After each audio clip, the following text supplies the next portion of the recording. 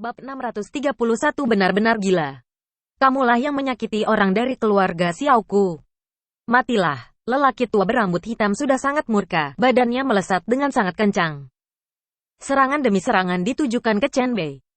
Chen Bei tidak sempat bereaksi dan langsung dipukul dengan keras oleh lelaki tua berambut putih itu hingga terbang keluar. Bang! Chen Bei jatuh ke lantai yang berjarak belasan meter jauhnya, lantai pun retak, dia terlihat begitu mengenaskan. Saat dia hendak bangkit, sosok lelaki tua berambut putih itu menyerangnya lagi.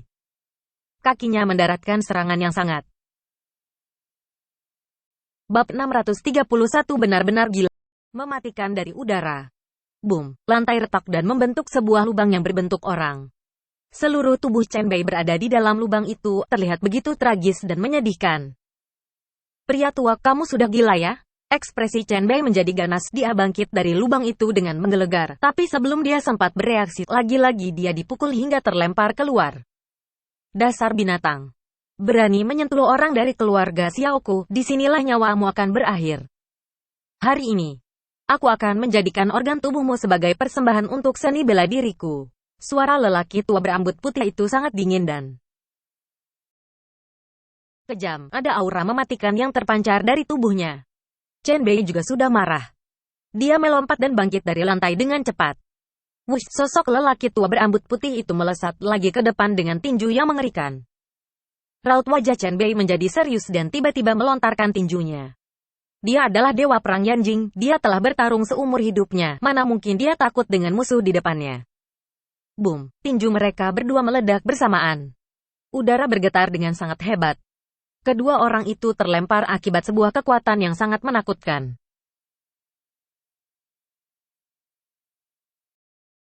Xia Tingting terdiam, dia melihat pertarungan di luar yang mengerikan itu dengan wajah tercengang, matanya yang indah benar-benar hampa. Gerakan mereka berdua begitu cepat dan saling menyerang dengan keras, bahkan udara pun bergetar dengan hebat. Mereka terus memberikan serangan yang mematikan tanpa ada hentinya. Sungguh sangat mengerikan. Rambut putih tetua keluarga Xiao bergoyang di udara, badannya yang tua mengeluarkan sebuah kekuatan yang menyeramkan. Itu adalah kekuatan mematikan hasil pelatihan seni bela dirinya dalam pengasingan selama bertahun-tahun. Sekelompok anak buah keluarga Xiao berkumpul di kejauhan.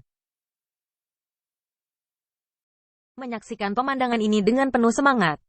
Inilah kekuatan menakutkan yang dimiliki oleh kepala keluarga. Sungguh mengerikan.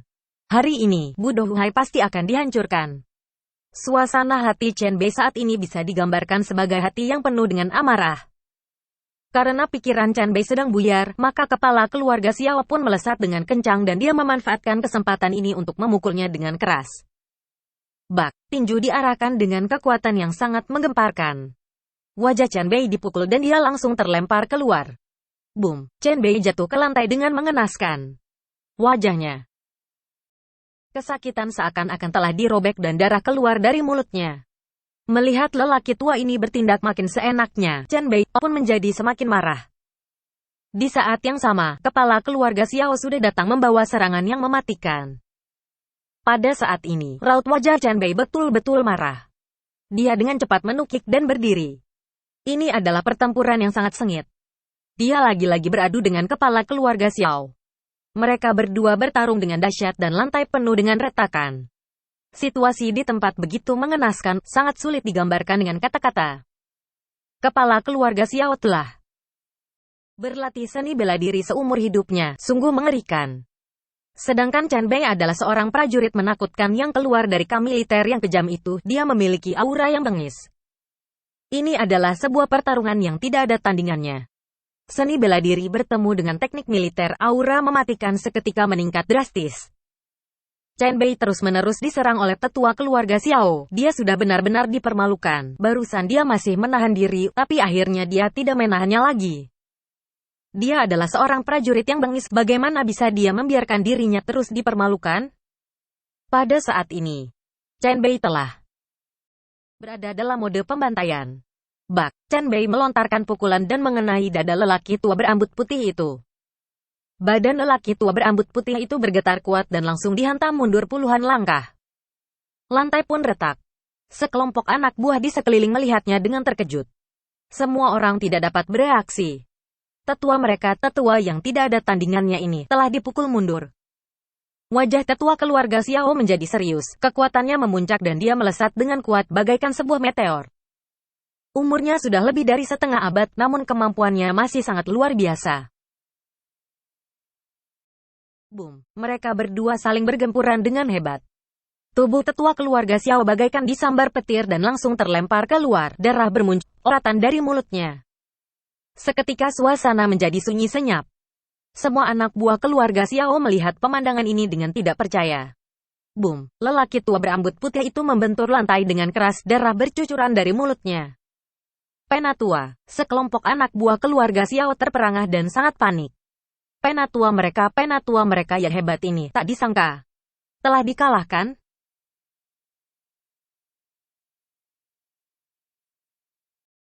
Bagaimana mungkin? Kepala keluarga Xiao telah berlatih seni bela diri selama 100 tahun. Tapi hari ini, dia dikalahkan oleh anak muda ini. Ini sungguh mengejutkan. Wush, lelaki tua berambut putih itu bergegas maju ke depan dan langsung melontarkan tinjunya ke arah Chen Bei. Udara bergetar hebat. Dia tidak dapat menahan rasa benci ini. Semua rasa bencinya perlu dituntaskan pada saat ini juga. Chen Bei melesat dan langsung menghindari pukulan itu. Brengsek. Matilah. Wajah lelaki tua berambut putih itu menjadi dingin. Kedua tangannya bergemetar dan lelaki tua berambut putih itu datang dengan kekuatan yang mengerikan.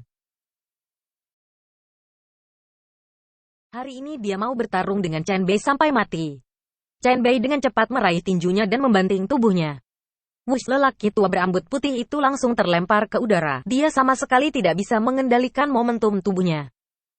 Debu berterbangan. Ketika lelaki tua berambut putih itu bangun dari pingsannya, dia berdiri dalam kemarahan dan rasa malu. Tapi di manakah Chen Bei? Mobil itu sudah melaju pergi, menghilang di tengah jalan. Duduk di dalam mobil, Chen Bei tersenyum dengan berbinar-binar. Dia mengendarai Maybach kembali ke perusahaan.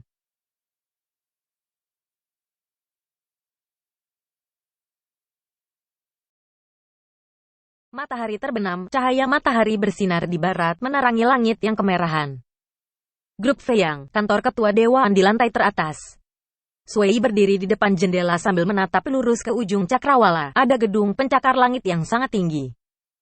Grup Li, jangan-jangan, kamu memang adalah benteng besi? Suara Sui terdengar sangat dalam dan ada rasa dingin di dalamnya. Sekretaris Zhang Zilan berdiri di samping dengan hormat, menelusuri tren pasar terkini. Presiden Sui, akhir-akhir ini, harga saham Grup Li terus meningkat. Sepertinya perkembangannya semakin baik. Ada banyak sekali perusahaan sedang membicarakan proyek kerjasama dengan Grup Li, kata Zhang Zilan dengan suara memikat. Sui menyipitkan matanya dan tidak mengatakan apapun. Tapi matanya yang rumit seakan-akan sedang terus berpikir. Semenjak memulai karirnya di dunia bisnis, Sui belum pernah mengalami kegagalan sebesar ini. Sepertinya Grup Li memang adalah benteng besi, sama sekali tidak bisa ditembus. Hubungkan aku dengan telepon dari Presiden Grup Li, kata Sui secara tiba-tiba. Grup Li, kantor Presiden. Li Qingyan sedang merasa kesal pada saat ini. Kemarin Chen Bei tidak pulang semalaman, ini membuatnya hatinya kacau. Sekalinya seorang wanita marah, itu pasti akan sangat menakutkan.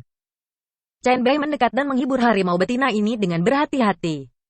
Dia sudah berusaha menenangkan Li Qingyan selama 2 jam, namun emosi Li Qingyan tidak membaik sedikit pun.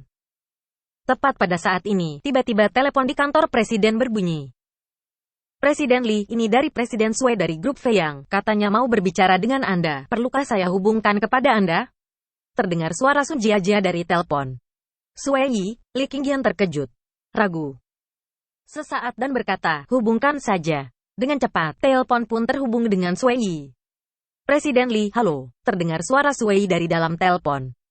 Halo Presiden Sui, saya tidak menyangka Anda tiba-tiba menelpon kemari, ada urusan apa ya? Tanya Li Qingyan dengan bingung. Presiden Li, akhir-akhir ini Grup Feyang sedang mencari mitra kerjasama. Saya tidak tahu apakah Presiden Li tertarik untuk duduk dan membicarakan hal ini, kata Sui secara perlahan. Suaranya sangat tenang dan rendah hati. Kerjasama? Li Qingyan makin kebingungan. Dia ragu lumayan lama, lalu menjawab dengan nada meminta maaf. Presiden Sui, untuk sekarang, Saya masih belum punya rencana untuk bekerja sama, maafkan saya. Mendengar kata-kata ini, Sui pun terdiam. Presiden Li, menurut saya kita memiliki prospek kerjasama yang sangat baik.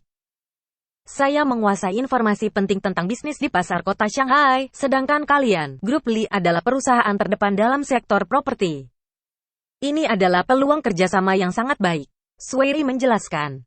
Maaf, saya masih belum memerlukannya. Kalau tidak ada hal lain, saya tutup dulu teleponnya. Setelah mengatakan itu, Li Qingyan pun mematikan telepon. Chen Bei berdiri di samping, mendengarkan seluruh percakapan. Barusan. Lagi-lagi adalah Sui Yi. Chen Bei mengerutkan bibir.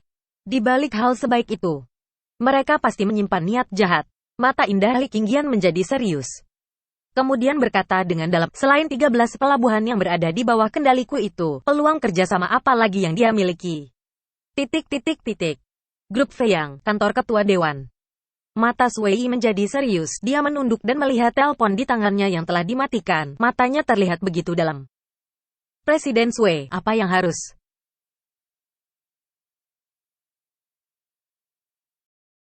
kita lakukan? Tanya Zhang Zilan. Siapkan mobil, aku mau pergi ke Grup Li, kata Sui. Wajah cantik Zhang Zilan tertegun. Presiden Sui, dia mau langsung pergi ke Grup Li? Begitu mikirkan Grup Li, muncul sosok pria yang menjijikkan itu di benaknya. Chen Bei, sosok iblis itu selalu muncul dalam mimpinya. Ini membuat hatinya terasa kacau dan rumit. Petang hari, di lantai bawah Grup Li. Sebuah mobil Bentley Mulsanne melaju perlahan dan berhenti di gerbang Grup Li. Sui yang mengenakan setelan rapi perlahan turun dari mobil. Kedua tangannya dimasukkan ke dalam saku dan gayanya seperti seorang pria sejati, berdiri di gerbang dan menunggu dengan tenang. 10 menit kemudian, Li Qingyan dengan sepatu hak tingginya berjalan keluar dari gedung bersama Chen Bei. Sui meluruskan dasinya dan berjalan ke depan dengan berkarisma. Presiden Li, halo. Li Qingyan berhenti dan melihat pria di depannya dengan sedikit terpaku. Presiden Sui? Ada apa Anda datang kemari? Wajah cantik Li Qingyan terlihat kebingungan. Mengapa si Sui ini datang ke perusahaan tanpa sebab? Sui membungkukkan badan dan berkata dengan berkarisma. Presiden Li, barusan Anda terlalu terburu-buru mematikan telepon. Masih ada yang belum saya katakan. Presiden Li, saya harap Anda tidak keberatan. Bisakah Anda memberi saya kesempatan? Hari ini saya akan menjadi tuan rumah dan menjamu Anda. Tolong dengarkan saya mengenai kerjasama ini. Li Qingyan mengerutkan kening. Sui ini sungguh sangat keras kepala. Tadi dirinya sudah menolaknya di telepon, tapi dia masih saja tidak menyerah. Chen Bei berdiri di samping dan menatap Sui dengan tertarik. Kemudian dia mengalihkan pandangannya ke dalam mobil Bentley di kursi penumpang. Sekretaris Zhang Zilan sedang duduk di sana dan terlihat sangat tenang. Namun, ketika mata indah Zhang Zilan melirik ke arah Chen Bei, jantungnya tetap berdetak kencang. Pikiran yang kacau itu membuat jantungnya berdebar-debar. Sui sekali lagi membungkukkan badannya dengan berkarisma dan mengundangnya. Presiden Li, saya harap Anda dapat memberiku kesempatan. Kalau Anda tidak setuju, maka saya akan terus berdiri di sini. Sui tersenyum dengan tulus dan mengundangnya dengan sangat berkarisma. Melihat tampang Sui yang begitu tulus, Li Qingyan pun menjadi ragu. Sui mengundangnya dengan begitu hormat dan tulus. Kalau dia tidak pergi, bukankah itu sedikit keterlaluan?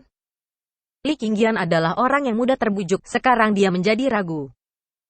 Matanya yang indah tanpa sengaja melihat Chen Bei yang berada di sebelah dan tampangnya seakan-akan sedang bertanya-tanya.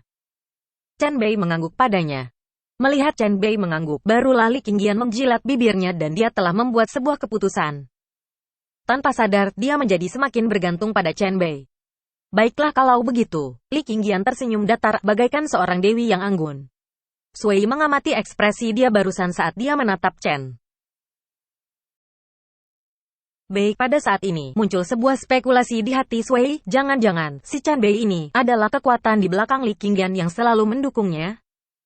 Sui menebak-nebak dalam hati, namun tidak menunjukkan ekspresi apapun. Dia membungkuk dan tersenyum. Apabila Presiden Li bisa hadir, itu merupakan suatu kehormatan yang besar bagi saya. Presiden Li, silakan. Sui berkata dengan hormat dan berkarisma sambil membuka pintu mobil Bentley. Terima kasih, saya naik mobil sendiri saja. Li Qingyan menolak ajakan Sui, lalu berjalan menuju Maybach miliknya. Mata Sui menjadi berat dan sesuatu terlintas di matanya. Bentley melaju secara perlahan dan Maybach mengikuti dari belakang. Mereka pergi menuju ke sebuah restoran kelas atas di Shanghai. Setelah turun dari mobil, Sui berinisiatif untuk segera berjalan ke depan Maybach dan membukakan pintu mobil untuk Li Qingyan. Li Qingyan sedikit terkejut. Dia tercengang oleh sikap rendah hati dan hormat dari Sui yang sangat tiba-tiba ini. Sui ini, kenapa dia agak aneh?